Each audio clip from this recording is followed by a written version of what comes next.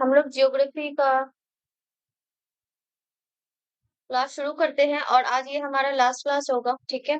कल कोशिश करेंगे 6:30 से क्लास अपना शुरू करने का, ताकि 10 पीएम तक हम लोग हमारे सारे क्लासेस कंप्लीट कर पाएँ, ठीक है?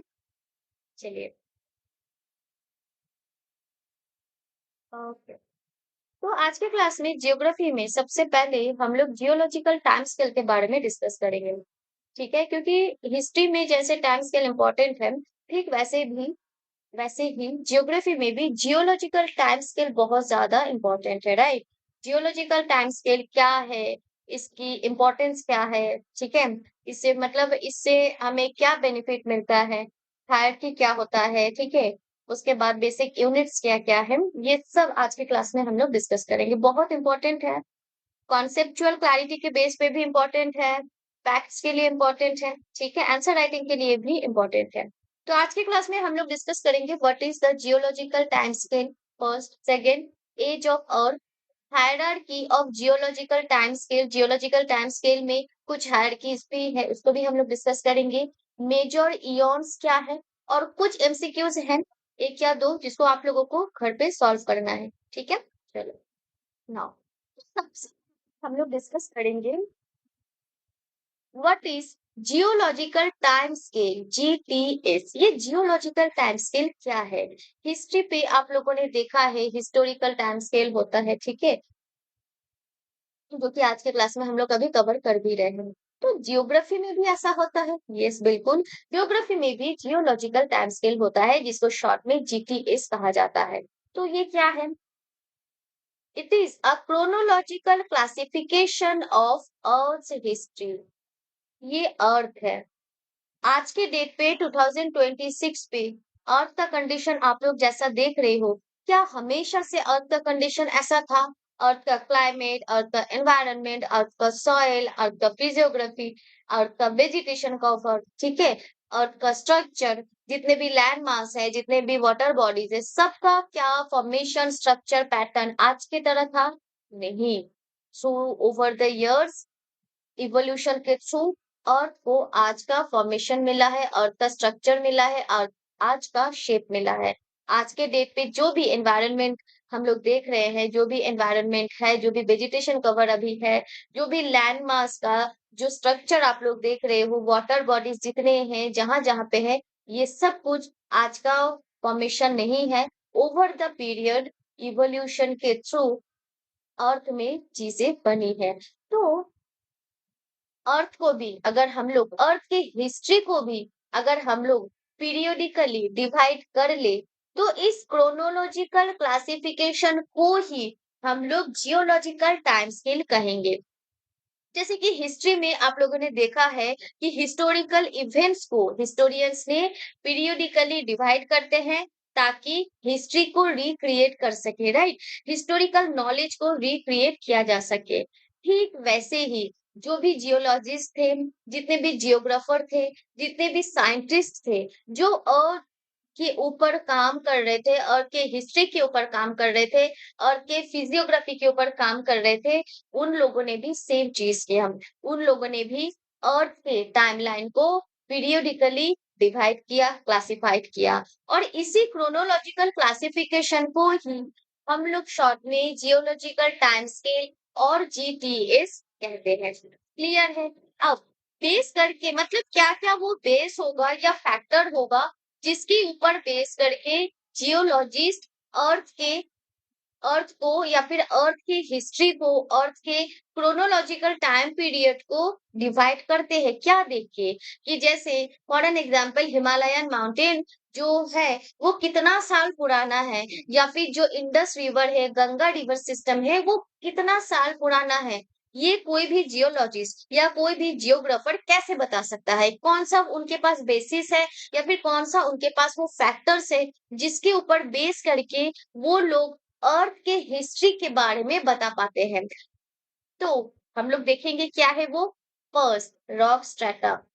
वो लोग रॉक को ऑब्जर्व करते हैं, रॉक को स्टडी करते हैं, रॉक स्ट्रेटा की कंडीशंस देख के अर्थ के जियोलॉजिकल स्ट्रक्चर के बारे में पता किया जाता है, और वहीं से अर्थ के क्रोनोलॉजिकल हिस्ट्री को समझा जाता है, क्रोनोलॉजिकल पीरियड के बारे में पता चलता है।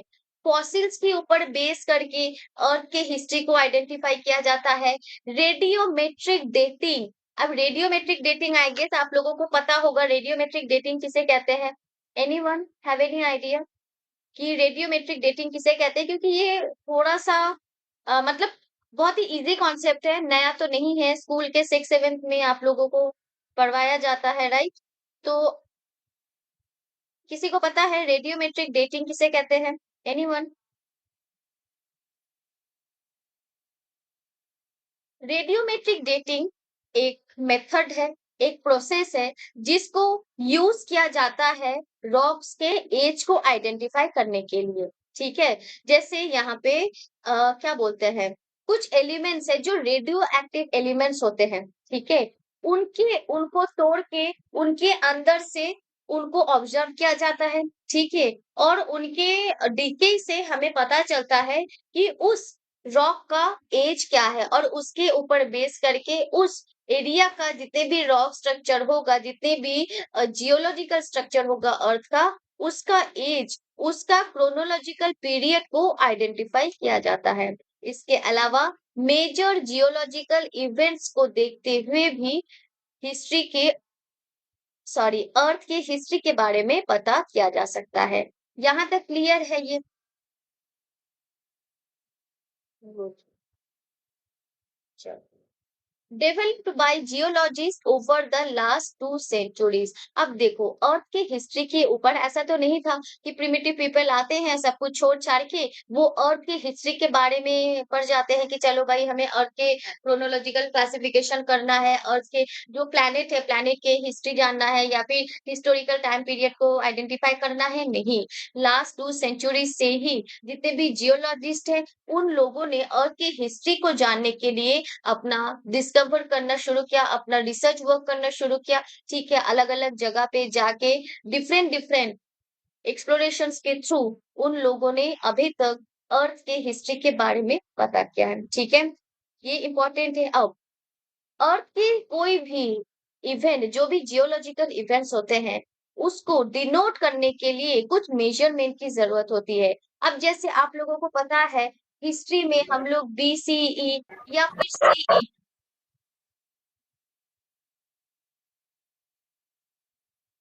ये टर्म्स यूज करते हैं, राइट? यूज करते हैं ताकि कोई भी हिस्टोरिकल इवेंट्स कितना पुराना है या फिर कितना नया है इसको बताने के लिए, राइट? ठीक वैसे जियोलॉजिकल इवेंट्स कितना पुराना है, ठीक है, आज से कितने साल पहले वो जियोलॉजिकल इवेंट हुआ है, उसको डिनोट करने के लिए दो यूनिट का यूज किया जाता है। बिलियन ईयर्स जिसको जीए से आइडेंटिफाई किया जाता है एंड मिलियन ईयर्स जिसको ए में बोला जाता है। ठीक है, बिलियन ईयर्स का शॉर्ट फॉर्म जीए है और जीए एंड मिलियन ईयर्स का शॉर्ट फॉर्म एमए है। क्लियर है? यहाँ पे मैं थोड़ा सा इसके बारे में बता देती हूँ। देखो, जीए या फिर कभी कभी जी वाई भी यूज होता है, जी वाई आर भी यूज हो सकता है। ठीक है, अब जी ए का मतलब क्या होता है? Giga annum.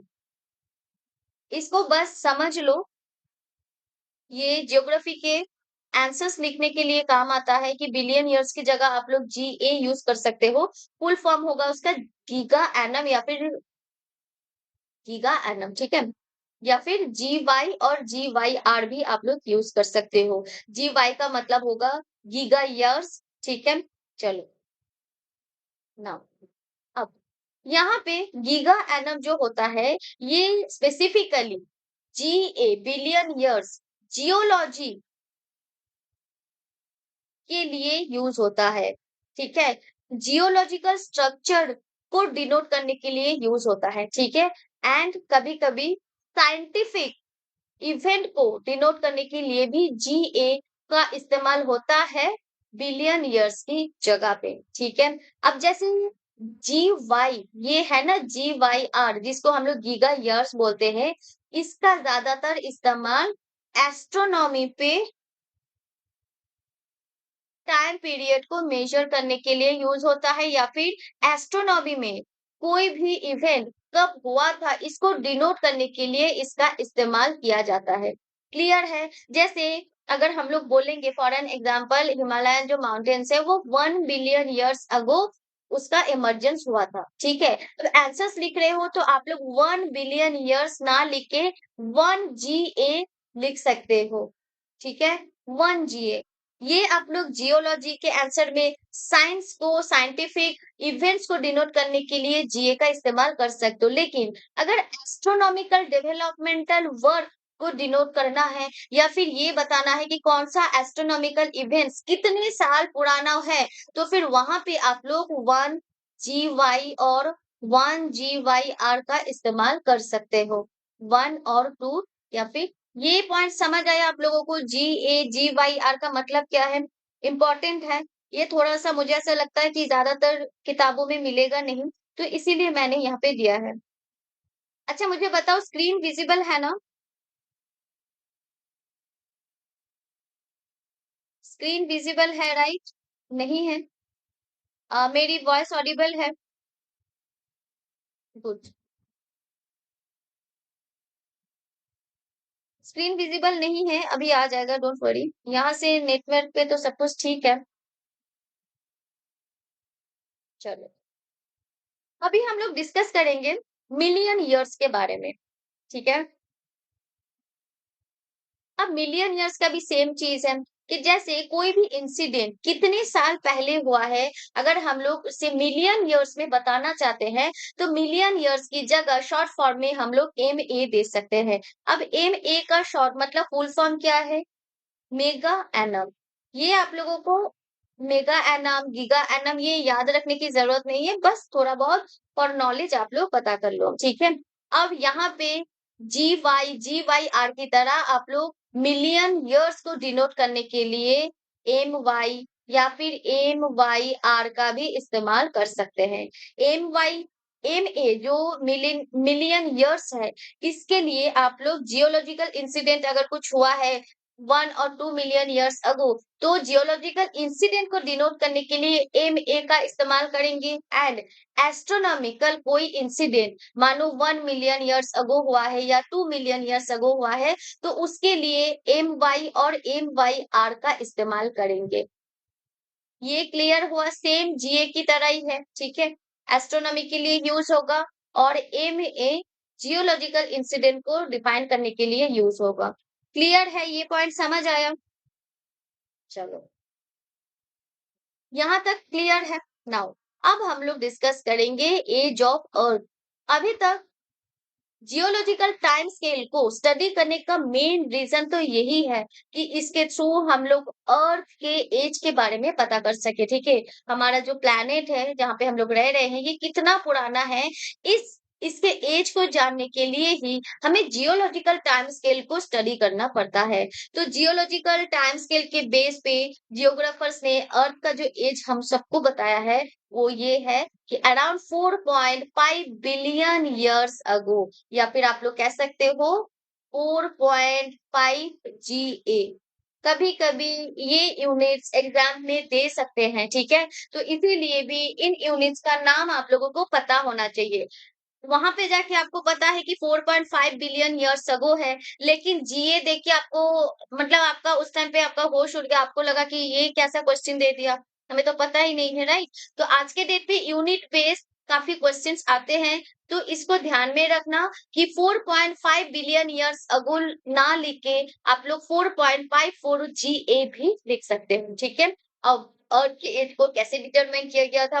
रेडियोमेट्रिक डेटिंग से, जैसे कि मैंने अभी बताया। मेटेओराइट स्टडी से जितने भी मेटेओराइट्स धरती पे आए हैं, ठीक है? उनका क्या एज है, कब-कब मतलब प्लैनेट के ऊपर आके गिरे हैं, ठीक है? जहाँ-जहाँ से मेटेओराइट्स को एक्सप्लोर किया गया है, डिस्कवर किया गया है, तो उनके उनको स्टडी करके, उनके रॉक स्ट्रक्चर, उनके जियोलॉजिकल स्ट्रक्चर को स्टडी करके अर्थ के जियोलॉजिकल स्ट्रक्चर की या फिर अर्थ पूरे के पूरे प्लैनेट की एक एज आइडेंटिफाई की गई है।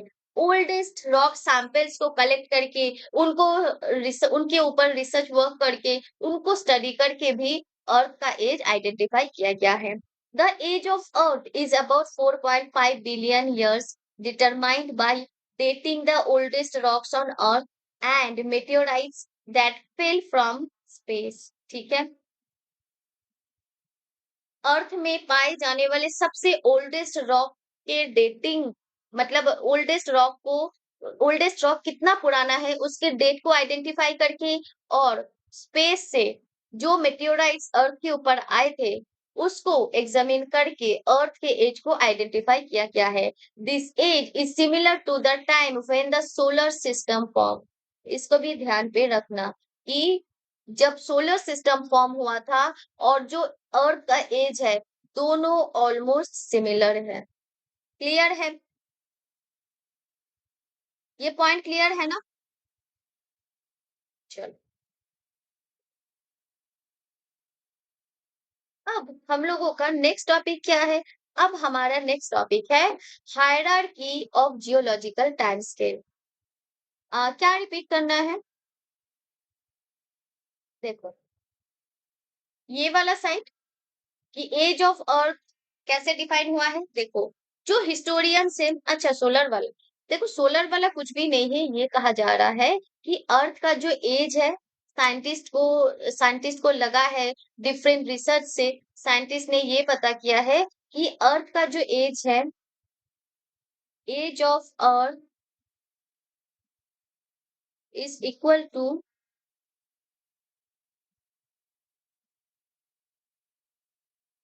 एज ऑफ सोलर सिस्टम, या फिर कह सकते हो सोलर सिस्टम का जो इमर्जिंग टाइम है, या फिर जो फॉर्मेशन का जो टाइम है, और जो हमारे अर्थ का टाइम है, ये इक्वल है। मतलब अर्थ का एज है 4.5 बिलियन जीए, और सोलर सिस्टम का भी सेम एज है 4.54 जीए। दोनों मतलब जैसे सोलर सिस्टम जिस टाइम पे इमर्ज हुआ था, डेवलप हुआ था, फॉर्म किया था, उसी टाइम पीरियड पे अर्थ का भी इमर्जेंस हुआ था। तो इसीलिए साइंटिस्ट को लगता है कि सोलर सिस्टम का जो एज है, या फिर सोलर सिस्टम का जो इमर्जेंस का टाइम है, वो सिमिलर है हमारे अर्थ के इमर्जेंस के टाइम के साथ। अभी क्लियर हुआ?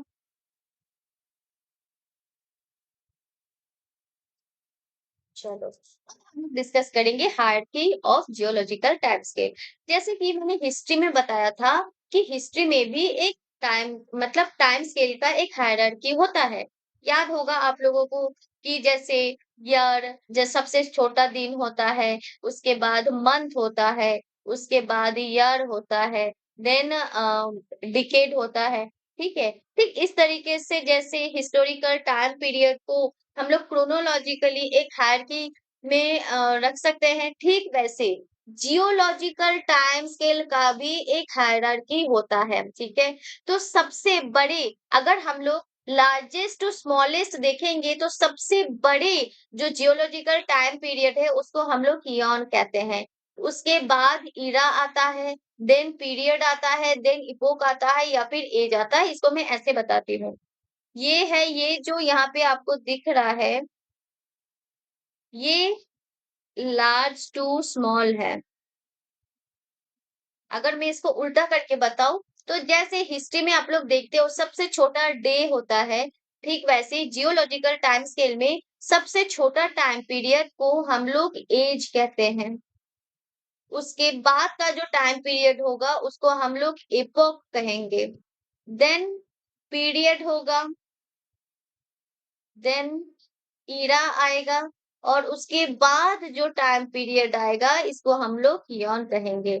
और यहाँ पे ये जो क्रोनोलॉजी आप लोगों को दिख रहा है, ये स्मॉल टू लार्ज है, बहुत इंपॉर्टेंट है। ये जो जियोलॉजिकल टाइम स्केल का जो क्रोनोलॉजी है, कि जियोलॉजिकल टाइम स्केल में यूनिट्स को अगर हमें क्रोनोलॉजिकली सेट करना है, तो लार्जेस्ट टू स्मॉलेस्ट ये होगा, यॉन, देन इरा, देन पीरियड, इपोक, एज। और अगर स्मॉल टू लार्ज में आप लोगों को देखना है, तो एज होगा, इपोक होगा, पीरियड होगा, इरा होगा, यॉन होगा। क्लियर है? ये क्रोनोलॉजी समझ आ गई? ये तो अभी तक बस एक फैक्ट्स है, राइट? चलो, अभी हम लोग देखेंगे कि इयॉन किसे कहते हैं। मेजर इयॉन्स, देखो मेजर इयॉन्स हैं, सबसे पहले यॉन्स के बारे में आप लोगों ने कभी कुछ सुना होगा? एनीवन?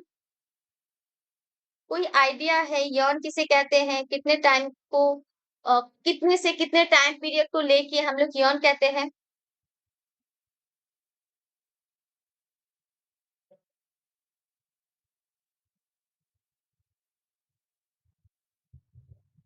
देखो, जब अर्थ बना, ठीक है? जियोग्राफर और जियोलॉजिस्ट ने क्या किया? पूरे टाइम स्केल को उन्होंने सबसे पहले उन्होंने ये माना कि इस पॉइंट पे अर्थ का इमर्जेंस हुआ है, ठीक है? अर्थ फॉर्म किया था।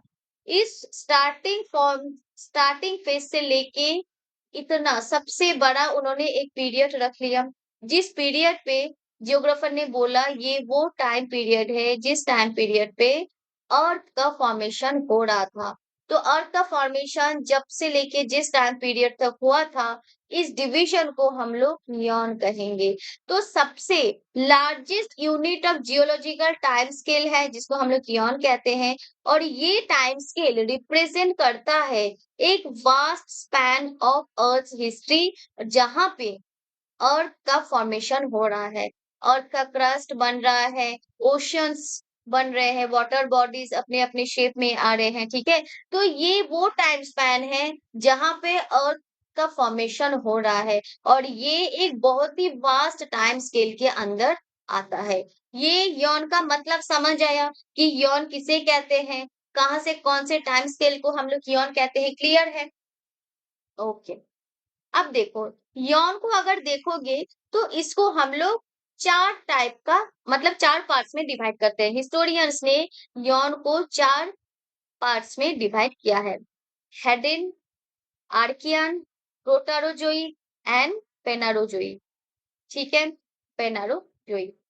तो जो सबसे पहला यौन था उसका टाइम पीरियड था, मतलब एकदम स्टार्टिंग फेज से लेके 4.0 जीए तक, मतलब यहाँ से लेके यहाँ तक था। तो ये फर्स्ट फेज जिसको हेडेन बोलते हैं, इस फेज में अर्थ, क्रस्ट, ओशंस इन सब का फॉर्मेशन हुआ था, ठीक है? उसके बाद का जो यौन आता है सेकेंड फेज में, उसको कहा जाता है आर्कियन यौन, जिसका टाइम फ्रेम 4.0 जीए से 2.5 जीए तक होता है। इस फेज में फर्स्ट लाइफ इमर्ज होता है। फर्स्ट लाइफ में ह्यूमन बींग्स नहीं इमर्ज हुआ है अभी तक, बस जो बैक्टीरियाज है, ठीक है, उसका इमर्जेंस हमें देखने को मिला है, जो यूनिसेलुलर ऑर्गेनिजम्स है, बैक्टीरिया या फिर यूनिसेलुलर ऑर्गेनिजम्स, ठीक है?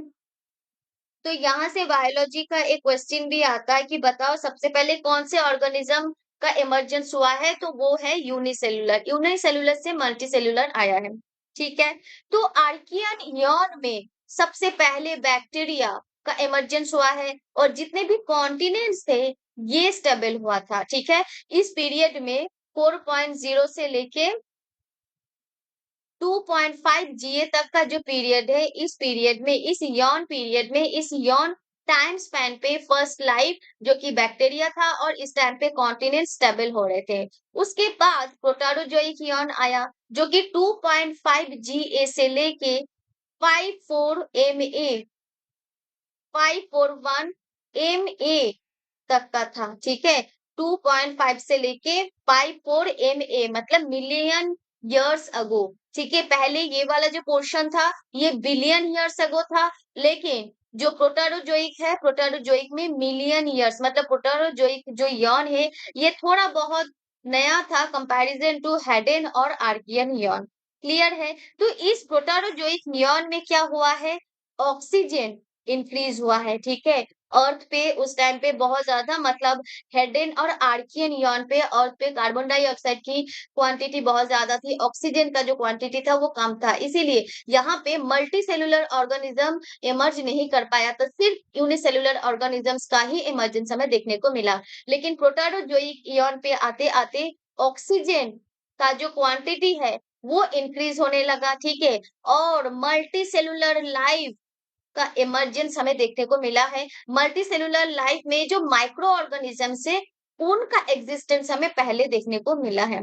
यहाँ तक क्लियर है? उसके बाद जो लास्ट इयॉन आता है, जिसको हम लोग फेनेरोजोइक इयॉन कहते हैं और जो कि 541 या फिर 541 MA से लेके प्रेजेंट तक होता है। जब तक मतलब फॉर एन एग्जांपल मान लो यहाँ तक, जब तक इस पीरियड तक जब तक प्लांट्स एंड एनिमल्स अच्छे तरीके से इमर्ज नहीं हो जाते, ठीक है। ये जो फेनरोजोइक इयॉन है, ये 541 मिलियन ईयर से लेके एबंडेंट प्लांट्स एंड एनिमल्स के इमर्जेंस तक एग्जिस्ट करता है, ठीक है। इसका एंड पीरियड अभी तक आइडेंटिफाई नहीं किया गया है, लेकिन ये बोला गया है कि लास्ट ईयन के फेज पे, ये लास्ट ईयन का जो फेज है, ये तब तक कंटिन्यू रहता है जब तक प्लांट एंड एनिमल्स का जो नंबर है ये अबंडेंट नहीं हो जाता है।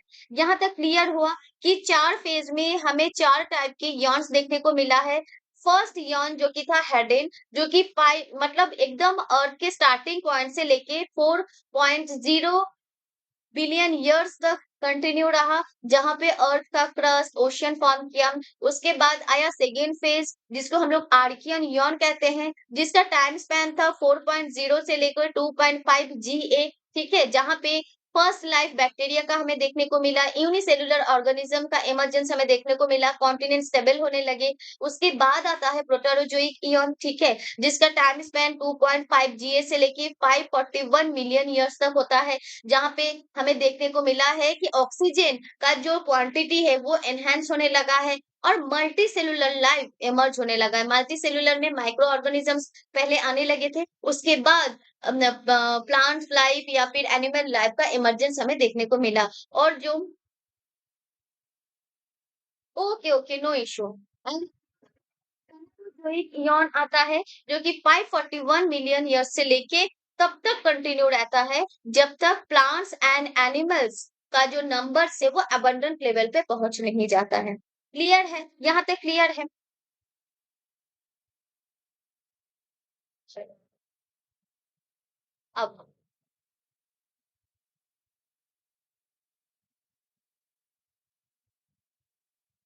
अभी तक हम लोगों ने जियोलॉजिकल टाइम स्केल के बारे में देख लिया है कि जियोलॉजिकल टाइम स्केल किसे कहते हैं। एज ऑफ अर्थ के बारे में मैंने बता दिया है कि अर्थ का एज क्या है based on geological time scale. फिर हम लोगों ने hierarchy of geological time scale को देखा कि किस तरीके से मतलब जियोलॉजिकल टाइम स्केल के सबसे पहले क्या आता है, फिर क्या आता है, फिर क्या आता है। एंड देन आज की क्लास में हम लोगों ने मेजर इयॉन्स को डिस्कस किया है, राइट। अब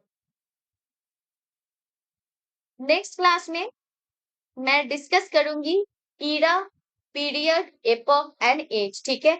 नेक्स्ट क्लास में मैं जो ये टाइम फ्रेम है क्रोनोलॉजिकली डिफाइंड ये जो टाइम फ्रेम है जियोलॉजिकल टाइम स्केल से रिलेटेड, इनको हम लोग डिस्कस करेंगे, ठीक है। यहाँ पे आज के टॉपिक के ऊपर मैंने 2 MCQ रखा है, ठीक है। इसको आप लोग घर पे सॉल्व कर लीजिएगा। देन मुझे बताइएगा कि ये क्वेश्चन सॉल्व हो रहे हैं या नहीं हो रहे हैं, ठीक है। बहुत ही इजी क्वेश्चन है, इजी एमसीक्यू है। अगर नहीं हो रहे हैं तो भी आप लोग बताइएगा, हो रहे हैं क्या आंसर है, इसको भी आप लोग मुझे बताइएगा, ठीक है। नेक्स्ट क्लास में हम लोग बाकी के यूनिट्स को डिस्कस करेंगे, ठीक है, और उसके बाद हम लोग हमारे नेक्स्ट चैप्टर को डिस्कस करेंगे, ओके। तो कोई डाउट है तो मुझे जल्दी से बताओ। Any doubt, anyone?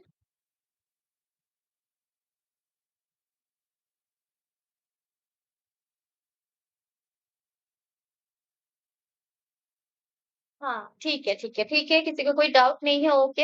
हाँ, मैं आफ्टर क्लास में सारी पीडीएफ इकट्ठे आप सबको सेंड कर देती हूँ, ठीक है। चलो फिर आज के लिए ये क्लास हम लोग यहीं पे एंड करते हैं और कोशिश करते हैं कल के क्लास हम लोग थोड़ा सा जल्दी शुरू करें ताकि सारे क्लासेस हम लोग टाइम पे एंड कर पाए, ठीक है। थैंक यू सो मच, मिलते हैं हमारे नेक्स्ट क्लास में। Thank you so much.